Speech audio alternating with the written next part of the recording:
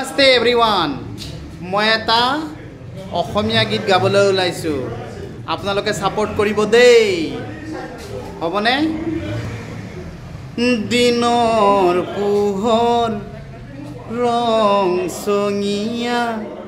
ভাল মানুহৰ খং ৰাতিৰ এন্ধাৰ গমগমিয়া মাতালৰ ৰং ৰাতি কলা হাবি কলা কলা গুম হাব তাতকৈ কলা হেজাৰণী মাজ নিশাৰ বাট মুকলিত যি দেখা বাপু সব ভাওনাৰ খেল দিনৰ পোহৰ